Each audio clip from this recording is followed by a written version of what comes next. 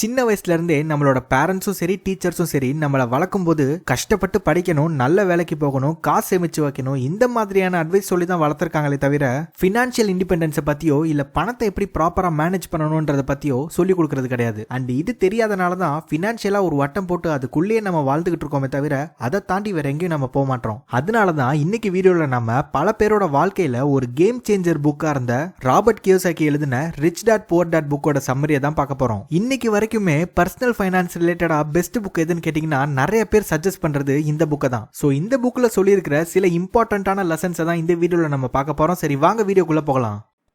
Hi netizens, welcome to white board nation. நான் உங்க Anish. Robert கியோசாக்கிக்கு ரெண்டு அப்பாக்கள் இருக்கிறதா சொல்றாரு. ரெண்டு பேருமே அவங்க வாழ்க்கையில பணத்தையும் சரி வெற்றியையும் சரி வெவ்வேறு விதமா பார்த்திருக்காங்க. அவங்க ரெண்டு பேரையும் தான் இவர் ரிச் டேட் புவர் டேட்னு சொல்றாரு. அவருடைய சொந்த அப்பாவை அவர் புவர் டேட்னு சொல்றாரு. அவருடைய ஃப்ரெண்டோட அப்பாவை ரிச் டேட்னு சொல்றாரு. அவரோட சொந்த அப்பா அதாவது புவர் டேட் நல்லா படிச்ச ஒரு கவர்மெண்ட் எம்ப்ளாயி. வாழ்க்கையில எல்லாரும் நல்ல எஜுகேஷனை ஃபோக்கஸ் பண்ணணும், ஜாப் செக்யூரிட்டியை வளர்த்துக்கணும், சேவிங்ஸ் நிறைய பண்ணணும் அப்படின்னு நினைக்கிறவர். எங்கேயோ கேட்ட மாதிரி இருக்குல்ல. நம்மளும் சின்ன வயசுல இருந்து இந்த மாதிரியான அட்வைசஸ் தான் கேட்டு வளர்ந்தோம். இப்ப ராபர்ட் கியோசாக்கியோட ஃப்ரெண்டோட அப்பா அதாவது அவர் ரிச் டாட்னு சொல்றாரு இல்லையா, அவர் ஒரு பிசினஸ் மேன், காலேஜை ப்ராப்பரா முடிக்காதவர். அவருக்குன்னு அவர் வாழ்க்கையில ஒரு டிஃபரெண்டான அப்ரோச் இருந்தது. அவருக்கு நார்மல் எஜுகேஷனை விட பினான்சியல் எஜுகேஷன் மேலதான் நம்பிக்கை இருந்தது. கால்குலேட்டட் ரிஸ்க் மேல அவருக்கு நம்பிக்கை இருந்தது. இன்வெஸ்ட்மெண்ட்ஸ் பண்றது மூலியமாவும் சொந்த பிசினஸ் பண்றது மூலியமாவும் தான் வெல்த்தை ப்ராப்பரா பில்ட் பண்ண முடியும்னு நம்பினாரு. இப்போ எப்படி இந்த ரெண்டு அப்பாக்களோட நம்பிக்கைகளும் ராபர்ட் கியோசாக்கியோட வாழ்க்கையை மாத்துச்சுன்றத பார்ப்போம். ரிச் டாட் அவர்கிட்ட சொன்ன ஒரு விஷயம், பினான்சியல் இண்டிபெண்டன்ஸ்ன்றது நல்ல சம்பளம் வாங்குற ஒரு வேலையில இருக்கிறதுனாலயோ பெரிய காலேஜ்ல ஒரு டிகிரி முடிக்கிறதுனாலயோ கிடைச்சிடாது. பணம்ன்றது எப்படி வேலை செய்யுது அப்படின்றத தெரிஞ்சுக்கிறது மூலியமாவும் பணத்தை எப்படி நமக்கு வேலை செய்ய வைக்கிறது அப்படின்றத தெரிஞ்சுக்கிறது மூலியமாவும் தான் இந்த பினான்சியல் இண்டிபெண்டன்ஸை நம்ம அச்சீவ் பண்ண முடியும்னு சொல்றாரு. நம்ம ஊர்கள்லயுமே இந்த புவர் டாடோட அப்ரோச்சை தான் நம்ம மோஸ்ட்லி எல்லாருமே ஃபாலோ பண்றோம். பினான்சியல் எஜுகேஷன்ன்றதே ரொம்ப கம்மியான நபர்களுக்கு தான் போய் சேருது. அதனாலே நிறைய middle class families wealth building ஆப்பர்ச்சுனிட்டிஸை விட்டுறாங்க. இந்த புக்ல சொல்லியிருக்கிற ஒரு இம்பார்ட்டன்ட் லெசன் என்னன்னா, பணக்காரங்க எப்பவுமே பணத்துக்காக ஒர்க் பண்ண மாட்டாங்க. அதுதான் ரிச் டாட் ராபர்ட் கியோசாக்கிக்கு ஃபர்ஸ்ட் சொல்லி கொடுத்தது. பணக்காரங்க பணத்துக்காக ஒர்க் பண்ண மாட்டாங்க, பணத்தை அவங்களுக்காக ஒர்க் பண்ண வைப்பாங்க. நிறைய பொதுவான மக்கள் என்ன பண்றாங்க அப்படின்னா, அவங்க டைமை 30 நாளைக்கு கொடுத்துட்டு அதுக்கான பணத்தை வாங்கிக்கிற ஒரு எக்ஸ்சேஞ்ச் ஜாபா தான் அதை பண்றாங்க. ஆனா பணக்காரங்களாம் எப்படி ஆக்டிவா ஒர்க் பண்ணாமையே இன்கம் ஜென்ரேட் பண்ண முடியும்னு யோசிச்சு அதுக்கு உண்டான வேலைகளை பண்ணிட்டு இருப்பாங்க. இதை இன்னும் தெளிவா புரிஞ்சுக்கணும்னா நம்ம ஒரு எக்ஸாம்பிள் பார்ப்போம். இவர் பேரு ரமேஷ். இவர் ஒரு 9 to 5 ஜாப்ல ஒர்க் பண்ணிட்டு இருக்காரு. ஒரு பிக்ஸடான ஒரு salary வாங்கிட்டு இருக்காரு. இவர் பேசிக்கா என்ன பண்ணிட்டு இருக்காரு அப்படின்னா, இவரோட டைம் அங்க கொடுத்துட்டு அதுக்கு எக்ஸ்சேஞ்சா பணத்தை வாங்கிக்கிறாரு. அதாவது அவர் வேலை பார்க்கறத நிறுத்திட்டார் அப்படின்னா அவருக்கு கிடைக்கிற வருமானமும் அப்படியே நின்றோம். இதே ரமேஷ் கூட வேலை பார்த்துக்கிட்டு இருக்க பிரியாவை எடுத்துக்கிட்டோம்னா, அவங்க என்னதான் ரமேஷ் கூட 9 to 5 ஜாப் பார்த்தாலும் அவங்க தனியா ஒரு ப்ராப்பர்ட்டியை ரெண்டுக்கு விட்டுருக்காங்க. அதுல இருந்து உங்களுக்கு மாசம் மாசம் ஒரு வருமானம் வந்துட்டு இருக்கு. இப்ப பிரியா இந்த 9 to 5 ஜாப் வேலையை விட்டுட்டாலுமே அவங்களுக்கு மாசம் மாசம் இன்னொரு இன்கம் வந்துகிட்டே தான் இருக்கும். அதுக்காக தனியா அவங்க எந்த ஒரு எஃபர்ட் போடணுன்ற அவசியமும் கிடையாது. இந்த மாதிரி தான் பணக்காரங்க எல்லாம் பணத்தை அவங்களுக்காக வேலை செய்ய வைக்கிறாங்க. இதே மாதிரியான நிறைய இன்கம் ஸ்ட்ரீம் அவங்க உருவாக்குவாங்க.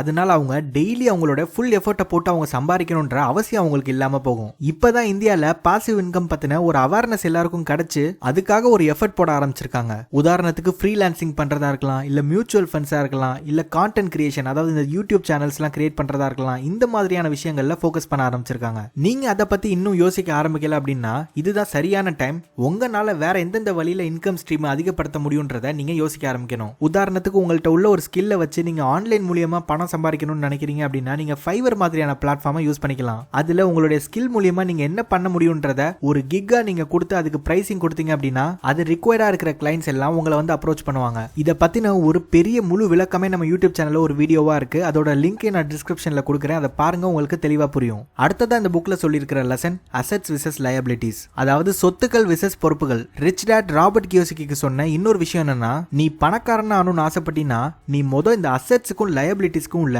டிஃபரன்ஸை நீ தெரிஞ்சுக்கணும். ரொம்ப சிம்பிளா சொல்லணும்னா, அசெட்ன்றது உனக்கு பணத்தை கொடுக்கிறது, லயபிலிட்டிஸ்ன்றது உன்கிட்ட இருந்து பணத்தை எடுக்கிறது. ரிச் டாட் சொன்ன இந்த விஷயத்தை ஒரு எக்ஸாம்பிளோட பார்ப்போம். உதாரணத்துக்கு நீங்க ஒரு கார் வாங்குறீங்கன்னு வச்சுப்போம். அந்த காருக்காக நீங்க வருஷம் வருஷம் இன்சூரன்ஸ்க்கு பே பண்ணணும். இந்த காருக்கு மெயின்டெனன்ஸ்க்காக நீங்க ஒரு அமௌண்ட்டை செலவு பண்ணணும். அது மட்டும் இல்லாம பெட்ரோல் எக்ஸ்பென்சஸும் இருக்கு. ரிச் டேடை பொறுத்த வரைக்கும் இது ஒரு லயபிலிட்டி. ஏன்னா இதனால நமக்கு எந்த பண வரவும் கிடையாது, பணம் தான் நம்மளை விட்டு போகுது. இதுவே நீங்க மியூச்சுவல் ஃபண்ட்ஸ் எடுத்துக்கிட்டீங்கன்னா அது ஒரு அசெட். ஏன்னா அதுல இருந்து உங்களுக்கு ஒரு ரிட்டர்ன்ஸ்னு ஒன்று கிடைக்குது. எவ்வளோ சின்ன அமௌண்ட் வச்சு ஸ்டார்ட் பண்ணாலுமே உங்களுக்குன்னு ஒரு ரிட்டர்ன்ஸ் கிடைச்சிக்கிட்டே இருக்கும். இந்தியாவை பொறுத்த வரைக்கும் நம்ம நிறைய விஷயங்களை இன்வெஸ்ட்மெண்ட்ஸ் நினைச்சு வாங்குறது எல்லாமே லயபிலிட்டிஸா தான் இருக்கு. உதாரணத்துக்கு கார் பைக் வாங்குறதா இருக்கலாம், இல்ல நிறைய ட்ரெஸ்ஸுங்க வாங்குறதா இருக்கலாம், இல்ல லேட்டஸ்ட் ஸ்மார்ட் போன் வாங்குறதா இருக்கலாம். இது எல்லாமே ஒரு வகையான லயபிலிட்டிஸ் தான். ஏன்னா இது மூலியமா நமக்கு எந்த ஒரு இன்கமுமே ஜென்ரேட் ஆகிறது கிடையாது, நம்மள்ட்ட இருந்து பணம் தான் போகும். வெல்த்தை பில்ட் பண்ண ஒரு முக்கியமான வழி எதெல்லாம் அசெட்ஸ்ன்றதை கண்டுபிடிச்சு அதை காலப்போக்கில்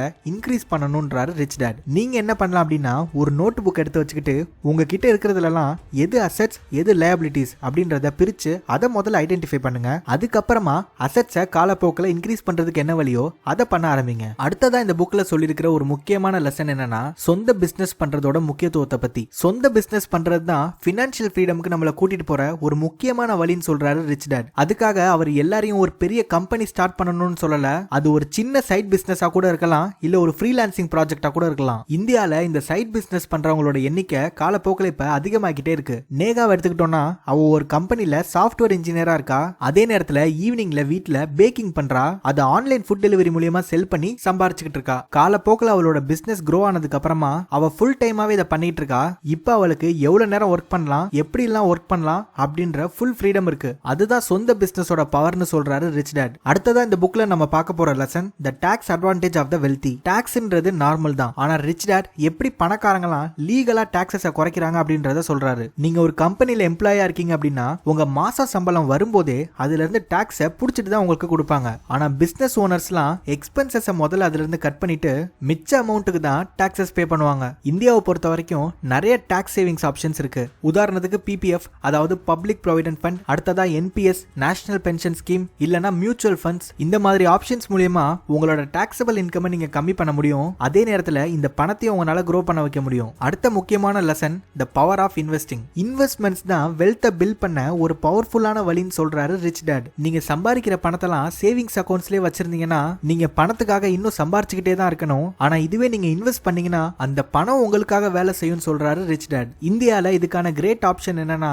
மியூச்சுவல் ஃபண்ட்ஸ்ல எஸ்ஐபி மெத்தட்ல இன்வெஸ்ட் பண்றது. அதாவது மாசம் மாசம் கன்சிஸ்டன்டா ஒரு அமௌண்ட்டை மியூச்சுவல் ஃபண்ட்ஸ்ல இன்வெஸ்ட் பண்ணிக்கிட்டே இருக்கிறது. இந்த எஸ்ஐபினா என்ன, அதுல எப்படி இன்வெஸ்ட் பண்றது, இத பத்தின முழு விளக்கம் நம்ம ஆல்ரெடி நம்ம யூடியூப் சேனல்ல போட்டிருக்கோம். அந்த வீடியோட லிங்க் நான் டிஸ்கிரிப்ஷன்ல கொடுத்திருக்கேன், அதையும் பாருங்க, உங்களுக்கு யூஸ்ஃபுல்லா இருக்கும். உதாரணத்துக்கு நீங்க ஒரு 20 வருஷத்துக்கு மாசம் மாசம் 1000 ரூபாய் இன்வெஸ்ட் பண்ணாலே 12% ரிட்டர்ன்ல அது 10 லட்சமா மாறிடும். அதுதான் காம்பவுண்ட் இன்ட்ரெஸ்டோட பவர். காம்பவுண்ட் இன்ட்ரெஸ்ட்னா என்னன்னா நீங்க பண்ண இன்வெஸ்ட்மெண்ட்ஸ்க்கு உங்களுக்குன்னு ஒரு இன்ட்ரெஸ்ட் கிடைக்கும் இல்லையா, அந்த இன்ட்ரெஸ்ட்டுக்கும் இன்ட்ரெஸ்ட் ஏர்ன் பண்ணா அதுதான் காம்பவுண்ட் இன்ட்ரெஸ்ட்னு சொல்லுவோம். இத பத்தியும் நம்ம ஆல்ரெடி வீடியோ போட்டிருக்கோம், அதையும் பாருங்க, உங்களுக்கு ஒரு ஐடியா கிடைக்கும். ராபர்ட் கியோசாக்கி என்ன சொல்றாருன்னா இன்வெஸ்ட்மெண்ட்ன்றது பணக்காரங்களுக்கு மட்டும் கிடையாது, எல்லாருக்குமானதுன்னு சொல்றாரு. சோ இதுதான் ரிச் டாட் புவர் டாட் புக்ல சொல்லியிருக்கிற இம்பார்ட்டன்டான லெசன்ஸ். நம்ம இவ்வளவு நேரம் பார்த்தது வெறும் சம்மரி மட்டும்தான். இதோட முழு எசன்ஸும் உங்களுக்கு வேணும்னா இந்த புக்கை வாங்கி படிங்க, ரொம்பவே இன்ட்ரெஸ்டிங்கா இருக்கும். அதுக்கான பையிங் லிங்கை நான் டிஸ்கிரிப்ஷன்ல கொடுத்திருக்கேன், அதை யூஸ் பண்ணி நீங்க வாங்கிக்கலாம். இல்ல இந்த புக்கோட ஃபுல் எக்ஸ்பிளனேஷன் வேணும்னாலும் கமெண்ட்ல சொல்லுங்க, அது ரிலேட்டடா ஒரு வீடியோ நம்ம யூடியூப் சேனல்ல நான் போடுறேன். சோ இந்த வீடியோ உங்களுக்கு பிடிச்சிருந்ததுன்னா லைக் பண்ணுங்க, ஷேர் பண்ணுங்க, மறக்காம ஒயிட் போர்ட் நேஷனுக்கு சப்ஸ்கிரைப் பண்ணுங்க.